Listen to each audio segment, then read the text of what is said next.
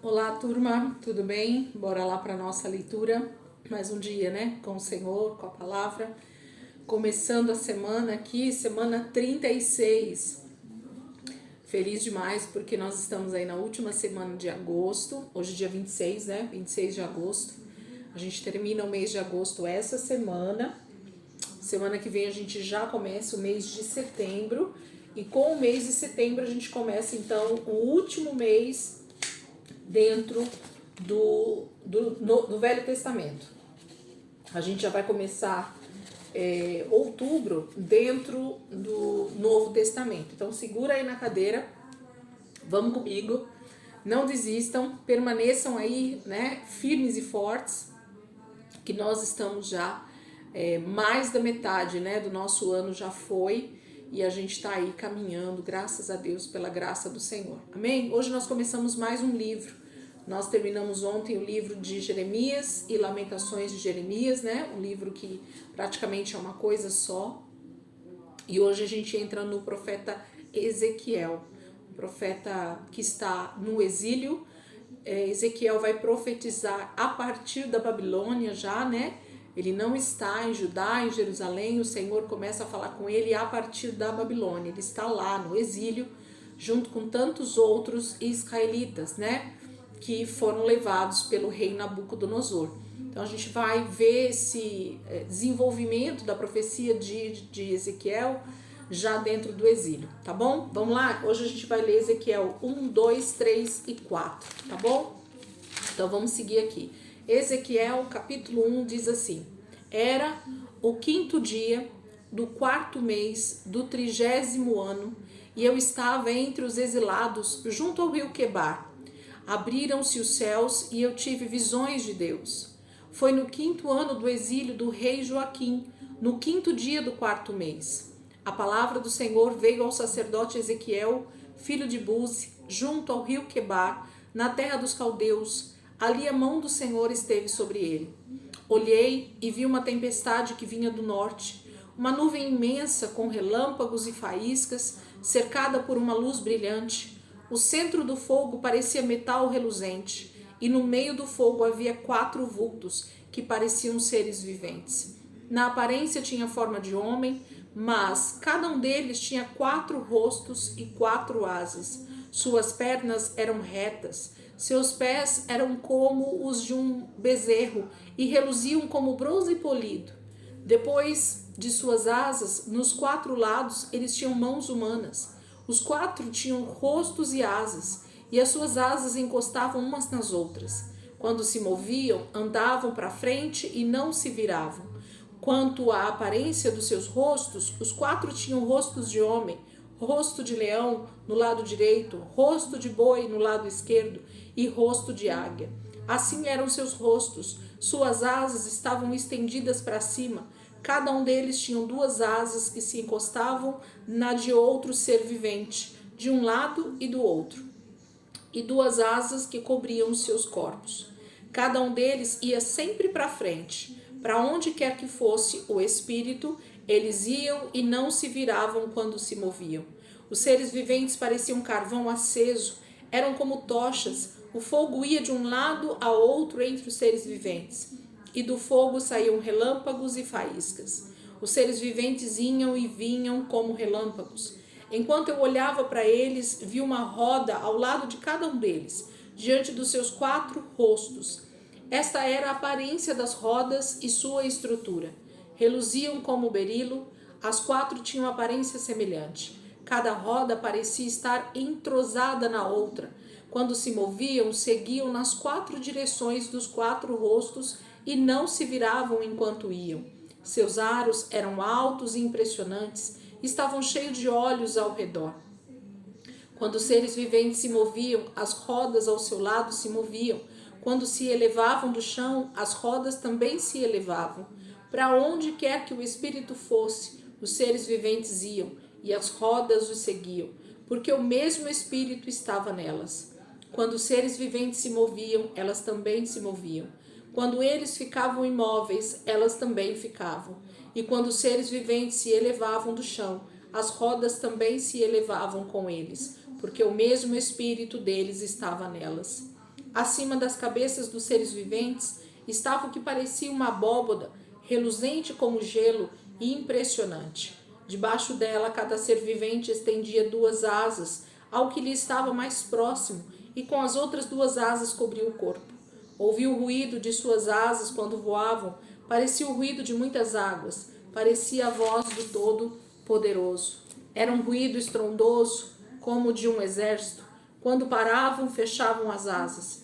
Então veio uma voz de cima da abóbada, sobre as suas cabeças, enquanto eles ficavam de asas fechadas. Acima da abóbada, sobre as suas cabeças, havia o que parecia um trono de safira, e bem no alto, sobre o trono, havia uma figura que parecia um homem.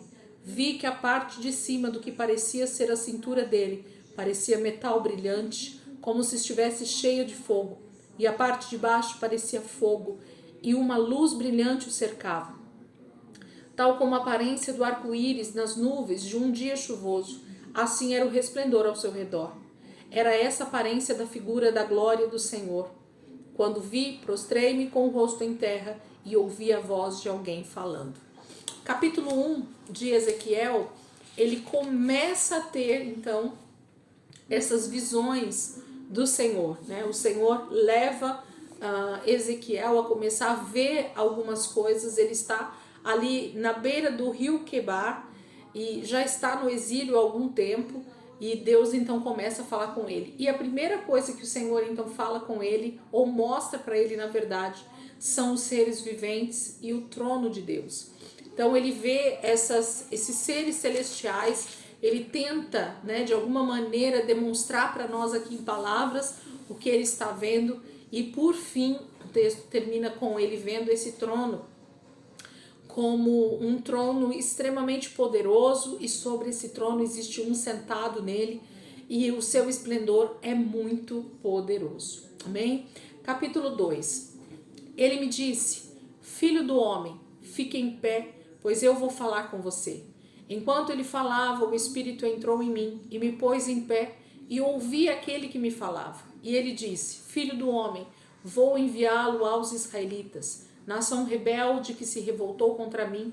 Até hoje eles e os seus antepassados têm se revoltado contra mim.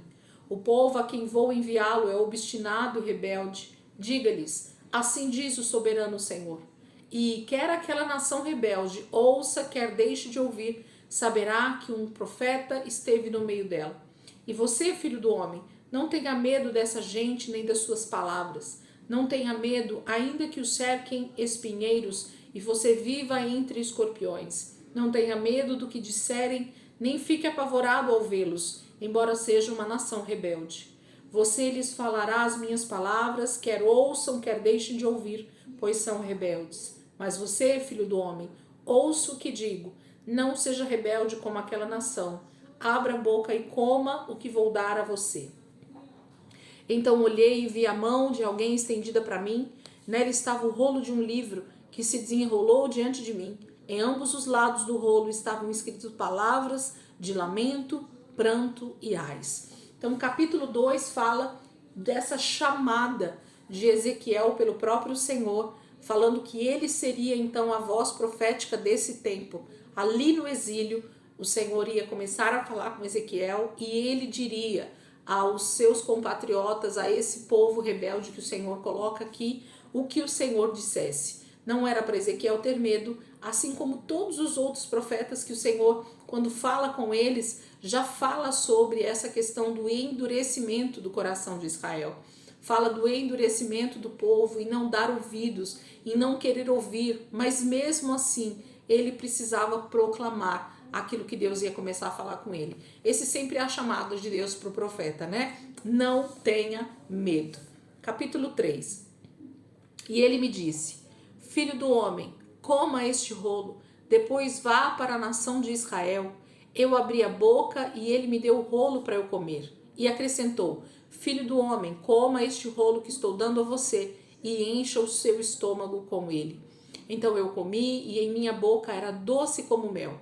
Depois ele me disse: filho do homem, vá agora à nação de Israel e lê as minhas palavras. Você não está sendo enviado a um povo de fala obscura e de língua difícil, mas à nação de Israel. Não irá a muitos povos de fala obscura e de língua difícil, cujas palavras você não conseguiria entender. Certamente, se eu o enviasse, eles o ouviriam. Mas a nação de Israel não vai querer ouvi-lo, porque não quer me ouvir, pois toda a nação de Israel está endurecida e obstinada. Porém, eu tornarei você tão inflexível e endurecido quanto eles. Tornarei a sua testa como a mais dura das pedras, mais dura que a pederneira. Não tenha medo deles, nem fique apavorado ao vê-los, embora sejam uma nação rebelde. E continuou: Filho do homem, ouça atentamente e guarde no coração todas as palavras que eu disser a você. Vá agora aos seus compatriotas que estão no exílio e fale com eles. Diga-lhes, quer ouçam, quer deixem de ouvir. Assim diz o soberano Senhor. Depois o Espírito elevou-me e ouvi essa estrondosa aclamação: que a glória do Senhor seja louvada em sua habitação. E ouvi o som das asas dos seres viventes roçando umas nas outras, e atrás deles o som das rodas, um forte estrondo. Então o Espírito elevou-me e tirou-me de lá, com o meu espírito cheio de amargura e de ira, e com a forte mão do Senhor sobre mim. Fui aos exilados que moravam em Tel Abib, perto do rio Quebar. 7 dias fiquei lá entre eles, atônito. Ao fim dos 7 dias, a palavra do Senhor veio a mim. Filho do homem, disse ele, eu o fiz sentinela para a nação de Israel. Por isso ouça a palavra que digo e leve a eles a minha advertência. Quando eu disser a um ímpio que ele vai morrer, e você não advertir nem lhe falar para dissuadi-lo dos seus maus caminhos e salvar a vida dele, aquele ímpio morrerá por sua iniquidade. Para mim, porém, você será responsável pela morte dele. Se, porém, você advertir o ímpio e ele não se desviar de sua impiedade ou dos seus maus caminhos, ele morrerá por sua iniquidade, mas você estará livre dessa culpa. Da mesma forma, quando um justo se desviar de sua justiça e fizer o mal, e eu puser uma pedra de tropeço diante dele, ele morrerá. Uma vez que você não o advertiu, ele morrerá pelo pecado que cometeu.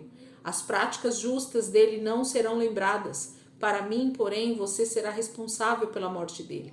Se, porém, você advertir o justo e ele não pecar, certamente ele viverá porque aceitou a advertência e você estará livre dessa culpa. A mão do Senhor esteve ali sobre mim e ele me disse: levante-se e vá para a planície e lá falarei com você. Então me levantei e fui para a planície e lá estava a glória do Senhor, glória como a que eu tinha visto junto ao rio Quebar. Prostrei-me com o rosto em terra, mas o Espírito entrou em mim e me pôs em pé. E ele me disse: vá para casa e tranque-se, pois você, filho do homem, será amarrado com cordas. Você ficará preso e não conseguirá sair para o meio do povo. Farei sua língua apegar-se ao céu da boca, para que você fique calado e não possa repreendê-los, embora seja uma nação rebelde. Mas quando eu falar com você, abrirei sua boca e você lhes dirá: assim diz o soberano Senhor. Quem quiser ouvir, ouça, e quem não quiser, não ouça, pois são uma nação rebelde. Capítulo 3, o Senhor está começando a falar com Ezequiel a respeito do que ele quer que Ezequiel comece a falar.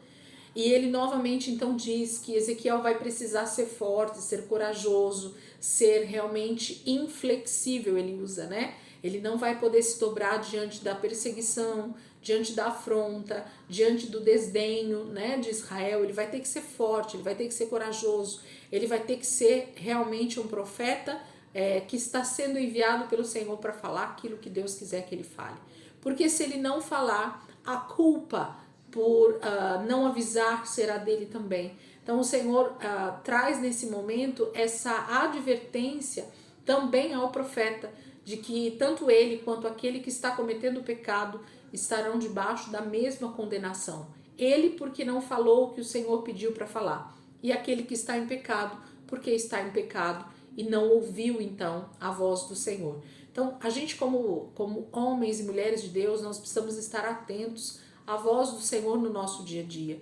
Nós não temos mais uma maneira de Deus falar somente através de 1, 2, 3 pessoas. Hoje o Senhor usa cada um de nós de maneiras diferentes, mas nós temos essa responsabilidade de proclamar a verdade do Senhor para que mais pessoas sejam alcançadas e não se percam, né?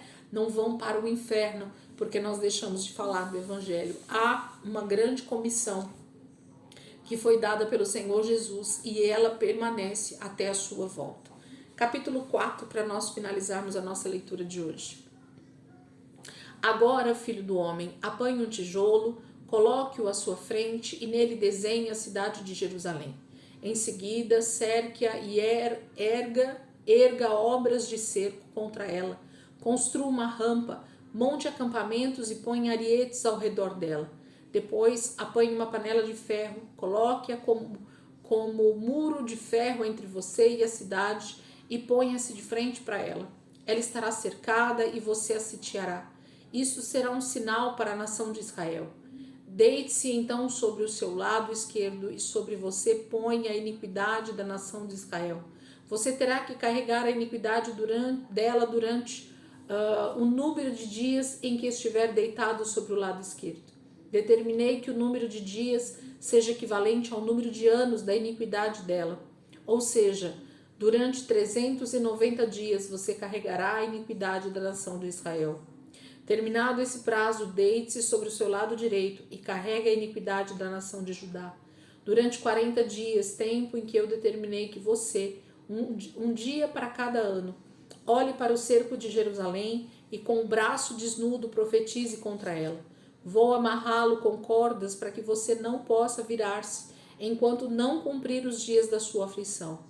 Pegue trigo e cevada, feijão e lentilha, panço e espelta, ponha-os numa vasilha e com eles faça pão para você. Você deverá comê-lo durante os 390 dias em que estiver deitado sobre o seu lado. Pese 240 gramas do pão por dia e coma-os em horas determinadas. Também meça meio litro de água e beba em horas determinadas. Como o pão comum você comeria um bolo de cevada, asse-o à vista do povo, usando fezes humanas como combustível. O Senhor disse: desse modo os israelitas comerão sua comida imunda entre as nações para onde eu os expulsar. Então eu disse: soberano Senhor, eu jamais me contaminei, desde a minha infância até agora, jamais comi qualquer coisa achada morta ou que tivesse sido despedaçada por animais selvagens. Jamais entrou em minha boca qualquer carne impura. Está bem, disse ele, deixarei que você asse o pão em cima de esterco de vaca e não em cima de fezes humanas. E acrescentou: filho do homem, cortarei o suprimento de comida em Jerusalém. O povo comerá com ansiedade comida racionada e beberá com desespero água racionada, pois haverá falta de comida e de água. Ficarão chocados com a aparência uns dos outros e definharão por causa de sua iniquidade. Capítulo 4, então, Deus começa, a dizer para Ezequiel o que ele precisa fazer para começar a demonstrar. Deus sempre era muito lúdico na forma de demonstrar para o povo de Israel o que estava acontecendo com eles espiritualmente. E aqui então Ezequiel tem que deitar-se de lado, 390 dias de um lado, 40 dias deitado de lado do outro, comer a comida assada ali, sobre as fezes. No caso, Deus queria que fossem fezes humanas, mas depois Ezequiel clama e ele deixa que ele faça isso sobre esterco de vaca, que é mais limpo. Mas tudo isso tem a ver com o pecado de Israel e de Judá, e o Senhor está demonstrando como é que ele está vendo a nação de Judá nesse momento, a nação de Israel diante dele como está por conta do seu pecado. Eu falo que às vezes a maneira de Deus falar conosco não é muito tradicional, não é muito natural, mas nós precisamos estar atentos. Cada um tem uma maneira de Deus falar com você, de maneira específica, de maneira direcionada, porque Deus deseja falar conosco e Ele fala de maneiras diferentes. Com Jeremias foi de uma forma, nós lemos, agora Deus já está falando de outra maneira com Ezequiel, mas sempre tem a ver com um chamado para o arrependimento. É isso que a gente vai ver em toda a Bíblia. Deus está nos chamando para relacionamento com Ele e para arrependimento de pecados. Deus deseja salvar. Esse sempre foi o desejo do Senhor desde a queda. Então Deus sempre está pronto a falar através dos profetas, através da sua palavra, que Ele deseja de nós em arrependimento, em retorno a Ele, né? Para que nós possamos estar em comunhão com Ele todos os dias. Amém? Vocês possam começar essa semana então aí, dedicando um tempinho para esse texto. Ezequiel é um livro bem cheio de símbolos, né? Cheio de ilustrações que Deus vai fazer. Deus vai mostrar de diversas maneiras como o povo de Israel está diante dele, e a gente precisa estar atento a esses detalhes aí para ir compreendendo a história, tá bom? Deus abençoe, ótimo dia aí para vocês, ótima semana. Amanhã, se Deus quiser, a gente está aqui de volta para continuar a nossa leitura. Amém? Deus abençoe.